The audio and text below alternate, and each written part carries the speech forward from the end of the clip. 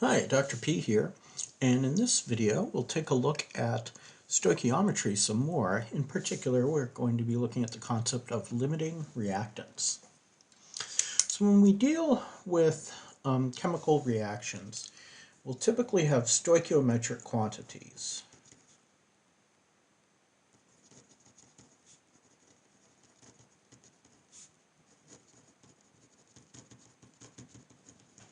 And when I say typically, I mean typically in beginning chemistry problems.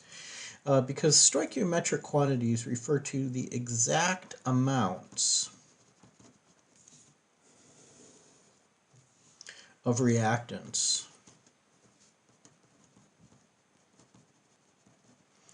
that are used up such that all of the reactants are exhausted at the same time. So exact amounts of reactants used such that all are exhausted at the same time. But what if we had more or less of one of our reactants?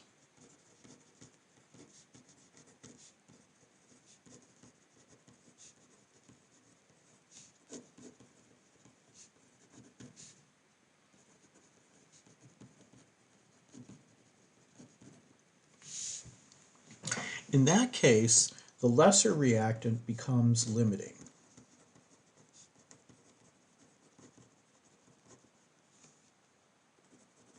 Sorry about that. Lesser reactant becomes limiting. And I'll go through a few examples here. So first of all, in a non-chemistry example, let's make a sandwich.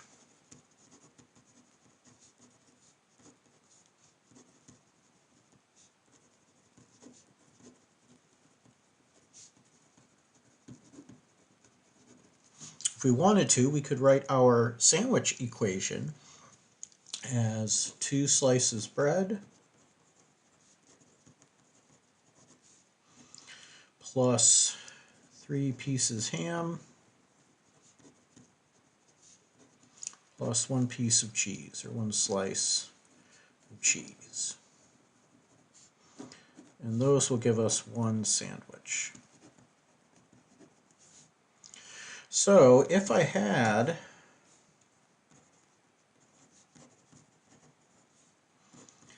ten slices of bread, 10 pieces ham, and 10 slices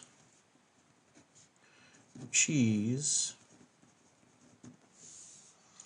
how many sandwiches can we make?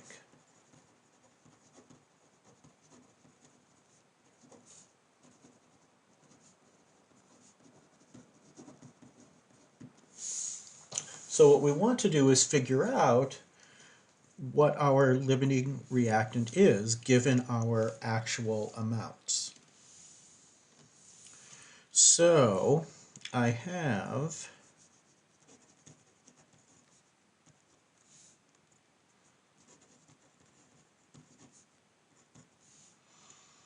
I have 10 slices of bread, and we need 2 slices. Now we also have our ham. We've got 10 pieces, and we need 3 pieces. And our cheese, we have 10 pieces, and we need 1 piece. So we can look at these ratios and figure out that it looks like our ham is going to be limiting.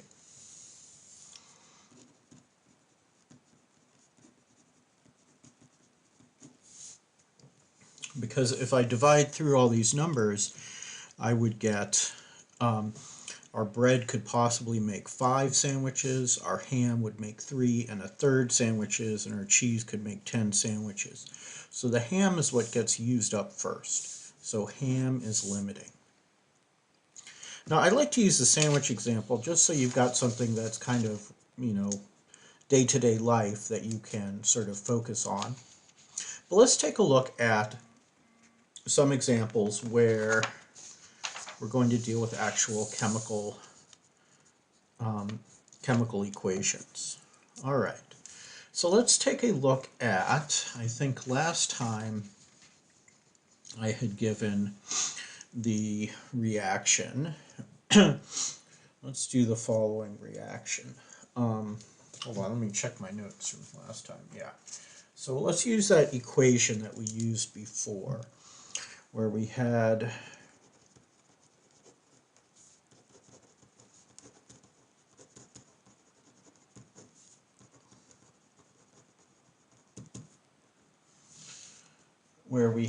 our ammonia, 4NH3 gas, plus 5O2 gas, reacts to give 4NO gas, plus 6H2O gas. So a limiting reactant question would be if 10 moles NH3 and 10 moles, well, let's make it different. Let's make it 12 moles. 12 moles O2 are reacted,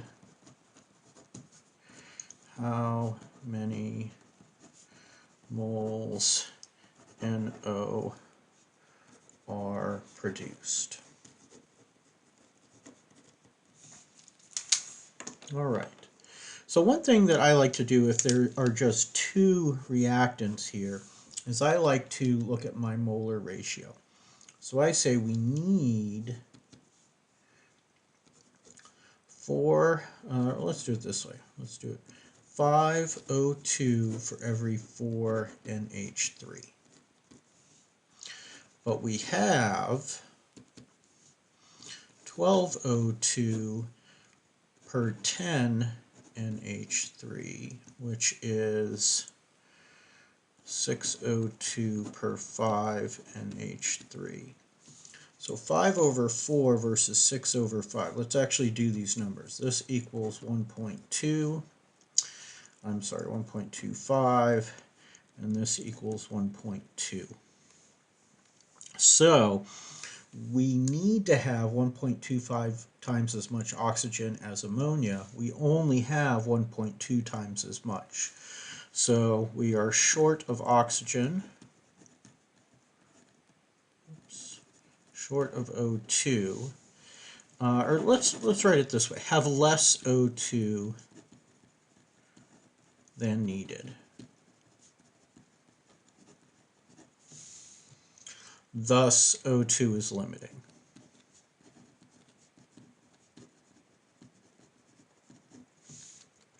So now I can set up my reaction, my calculation, and I will say moles of NO equals 12 moles of O2 times, 4 moles of NO divided by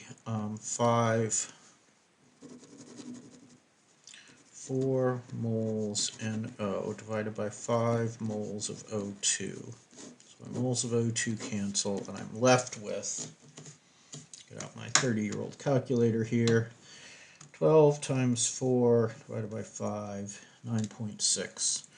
9.6 moles NO. All right. Now, there is another way to do this type of problem. I like to do it this way because I like to think about things, and I like to think about what is going on. But you could do it a different way. Maybe I'll draw that in purple. So we'll call this an alternative method.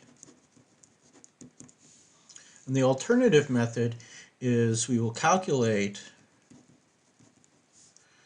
moles NO for each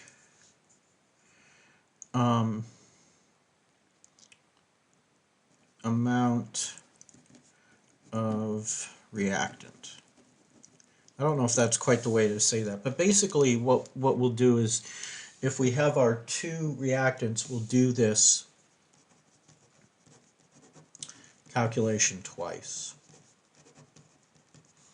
So one of them will have 12 moles of O2 times 4 moles of NO per 5 moles of O2, and that's 9.6 moles of NO. And the other one, we have 10 moles of NH3, and we will have 4 moles of NO per 4 moles of NH3. My moles of NH3 cancel, my 4's cancel, and I have 10 moles NO. And then we're going to choose lowest amount of product. So basically I'm doing the calculation multiple times, once for each amount of reactant, and then I'm figuring out which one is the lowest. So that one was my limiting reactant. So we choose the lowest amount of product, and thus O2 is LR. I'll abbreviate limiting reactant as LR. Okay, so that's another way that we can go about doing this this type of problem. All right. Now, what happens if instead of moles you're given grams? Well, we can do the same sort of thing. So let's go ahead and ask the question then. So sort of from last time, we'll take a look at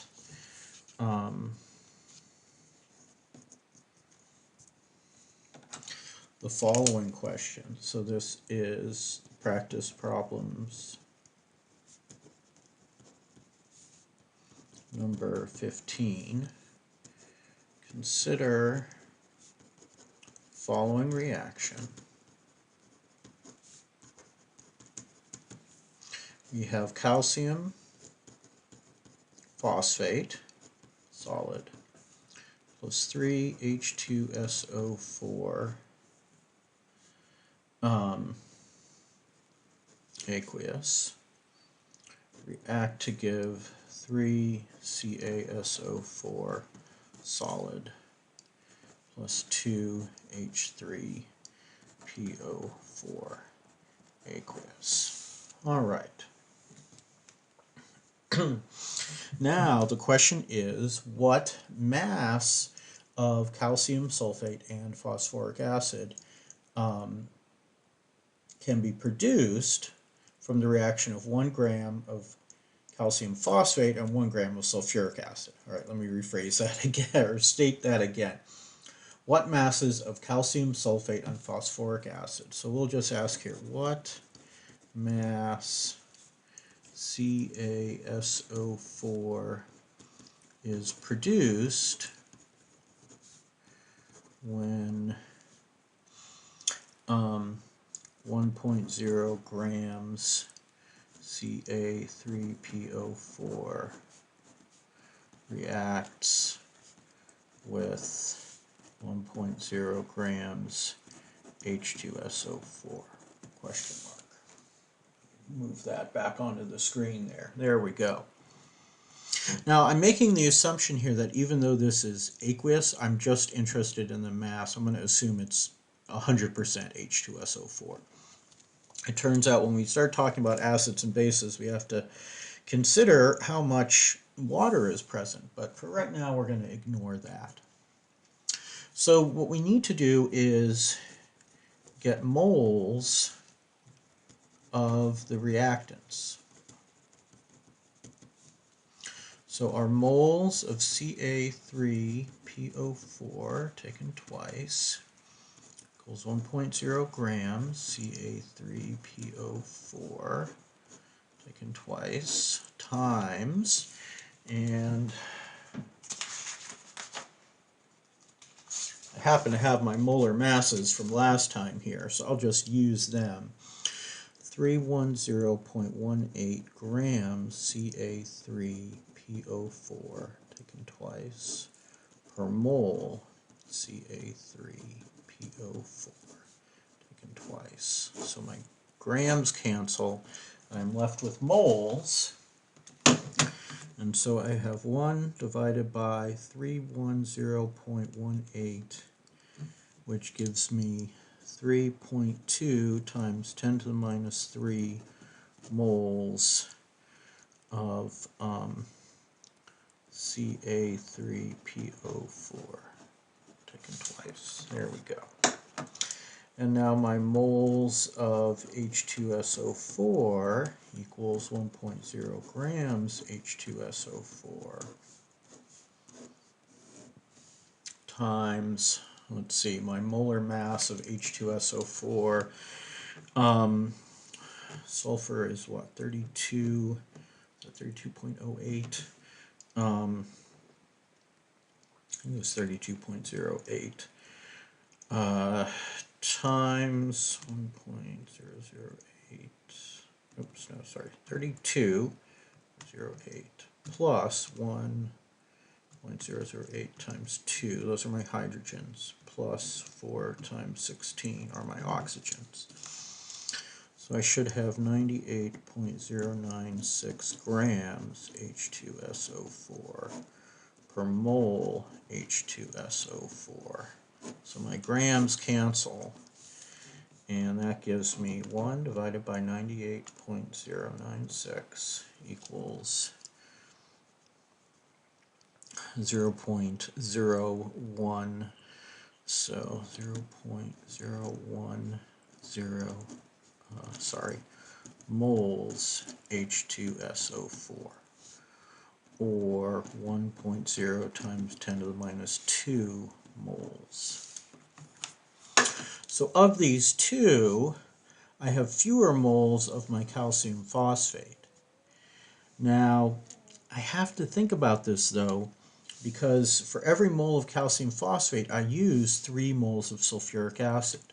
So I need 3 moles H2SO4 per 1 mole of the calcium phosphate. And I have 0.010 moles H2SO4 per 3.2 times 10 to the minus 3 moles Ca3PO4 2. And I always write out the form. I try to always write out the formulas so that I remember really what I'm talking about here. So instead of just writing numbers, 0.01, I'm writing out what they are, moles, and what they are moles of. Anyway, let's do this here. 0.01 divided by 3.2 times 10 minus 3 gives me 3.125 mole H2SO4 per 1 mole Ca3PO4. So I have a ratio of 3.125 to 1, and I need to compare it to, so I'm comparing this number here and that number there, and I have more, so we have more H2SO4 than needed. Thus, the Ca3PO4 taken twice is limiting. And then I can do the calculation as I would normally do.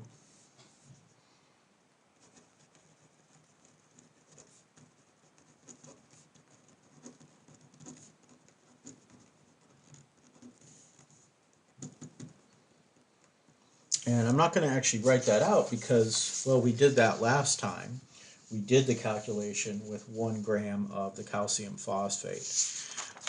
So we could proceed with the calculation. Now, if you wanted to do it the alternative method, you could calculate how much calcium sulfate you get when you react 1 gram of calcium phosphate, and then how much calcium sulfate you would get if you reacted 1 gram of sulfuric acid. See which one of those is less, and that's your actual amount, and that's the amount that came from the limiting reactant. So definitely practice these. And there's just one last thing that I did want to mention. Let's see, I think I want to put this guy back here. And so one last thing to mention, and that is the concept of theoretical yield.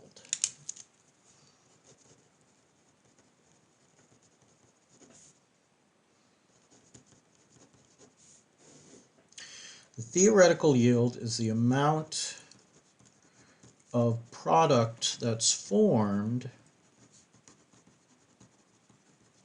when all of the limiting reactant is used up.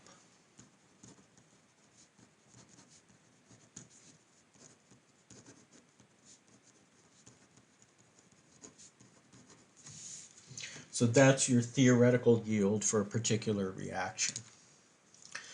Your percent yield is going to equal your actual yield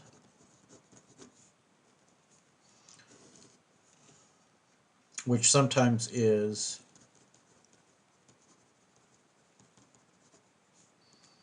an experimental yield.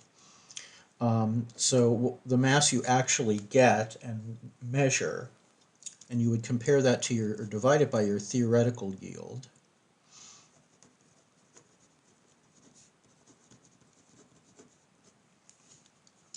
And then multiply that by 100% to convert it into a percentage.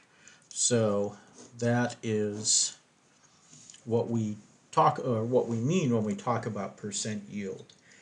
And you will do percent yield calculations not just in problems in Chem 1A and 1B, but in actual experiments that you do where you synthesize things in Chem 12, 12A and 12B.